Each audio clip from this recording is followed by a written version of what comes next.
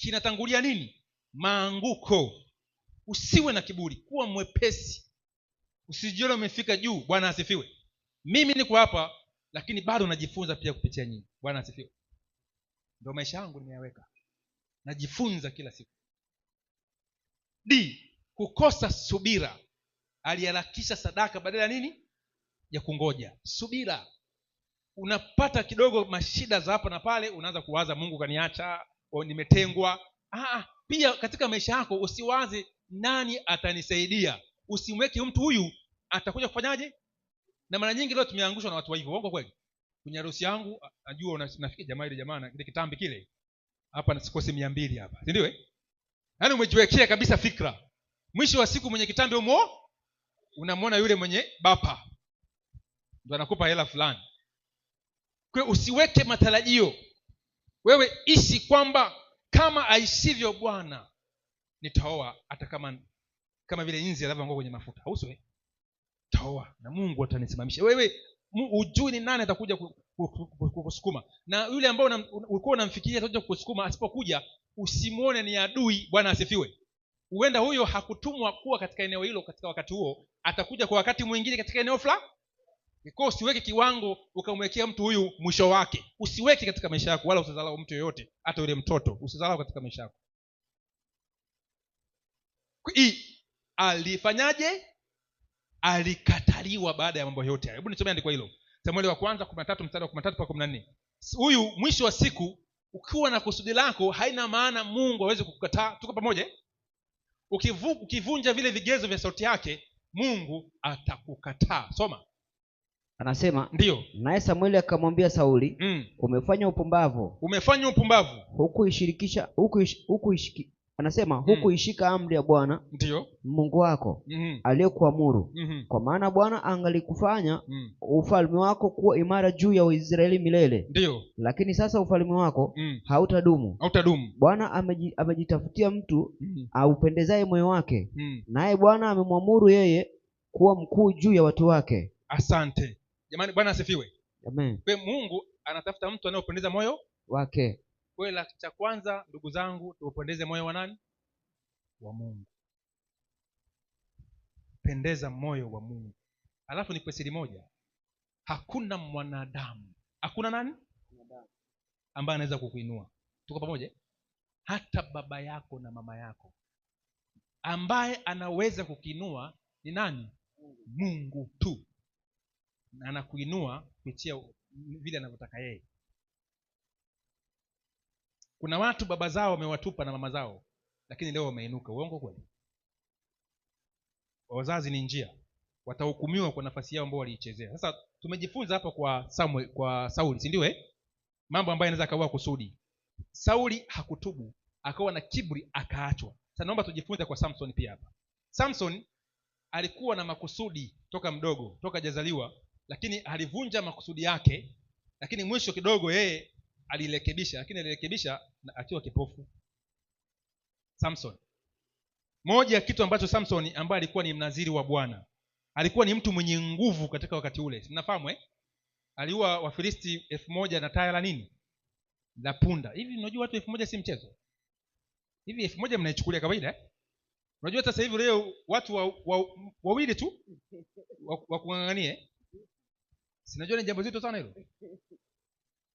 Na wale kwa ni wanajeshi. Lakini yeye akagonga watu 1000. Alikuwa ni mtu hatari sana. Kwa hiyo watu paka wakaanza kupeleleza huyu jamaa nguvu zake ziko vipi? Ni mtu wa namna gani huyu mtu mwenye nguvu mengi kiasi hicho? Kwanza aling'oa lango la Gaza. Hii Gaza haijagongwa kuanzia tu leo. Hii Gaza ina visa vingi vya kugongogongwa tu. Samson huyu mtu wa Mungu aliingia Gaza kutafuta malaya. Sawa akalala huko na malaya. Na Mungu ni wajabu sana. Vitu vingine Mungu anavifanya kwa utukufu wake, si kwa ajili yako wewe. Anajua kabisa watu wanajua mtaani wewe ni mtu wa mwinjilisti huyu. Mhubiri huyu. Anapata utukufu. Alafu umefanya mambo ya ovyo. Mungu anataka kukuokoa kwa ajili anusuru jina lake. Si kwa sababu yako wewe. Sasa ukijiona yaani nimefanya kitu kingine bado nimeokoka unaenda kufanya kingine. Unanasika tu. Tuko pamoja? Samson alipotoka pale akafanya kingine kikamkuta. Sikia vizuri. Tamaa ya wanawake. Akati yuko pale Gaza Wafilisti wakamzunguka wengi tu.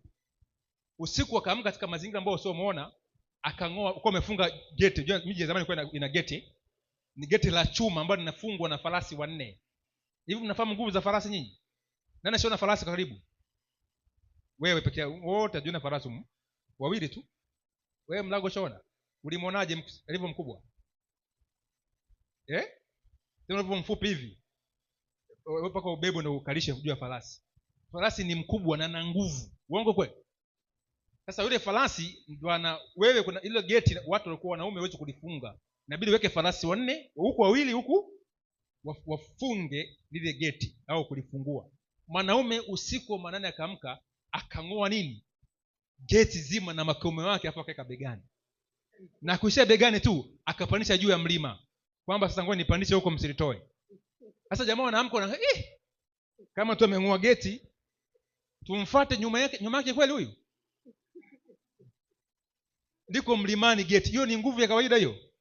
Lakini mtu mwenye nguvu kama Samson, mwenye kusudi makubwa, akaja akaangushwa na Delila. Si maajabu?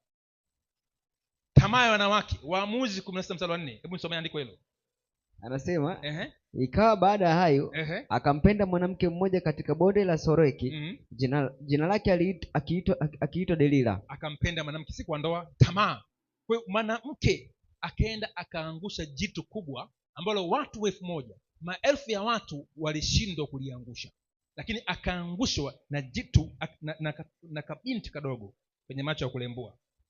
B, kufanya mchezo na kipawa chake. Hivi mnanifahamu vizuri? Alikuwa na nguvu za ajabu, lakini hakutunza hekima. Alivunja nadhiri za mnaziri. Unajua mnaziri alikuwa anatakiwa sinywe zile nywele, alikuwa ameambiwa na sinywe diva ama mvinyo. Lakini Samson kwenye harusi alikunywa nini? Alikunywa mvinyo. Na hapaswi kuoa mwanamke asiyeamini. Kwa hiyo alifanya mchezo na kipawa chake.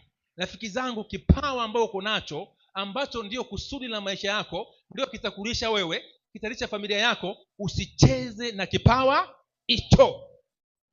Maana kikianguka, kikiguswa, kukirejesha ni machozi.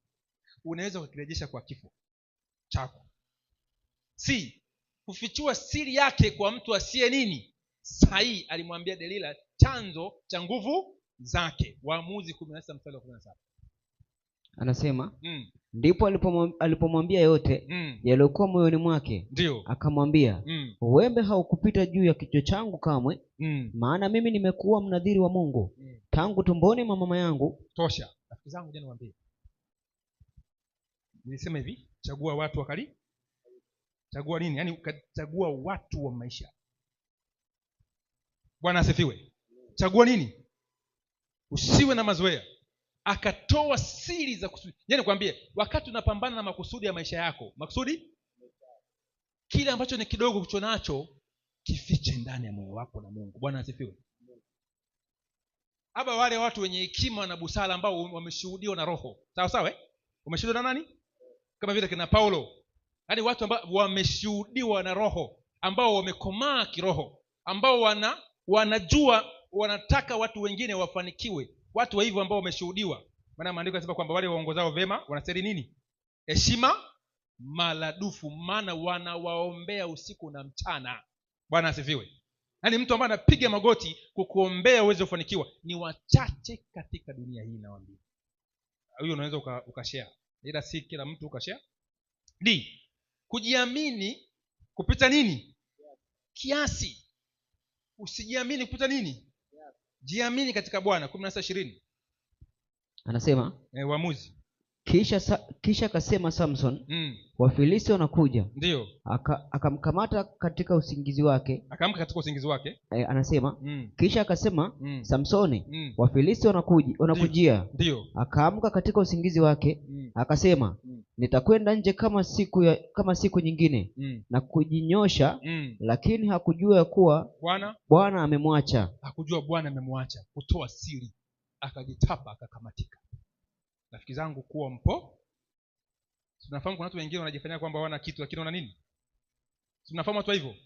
Yaani unamuona huyu unamzala, ingia kwake sasa. unaona haya na uko umetamba kweli kweli umejitamba, unaingia pale kwake unakuta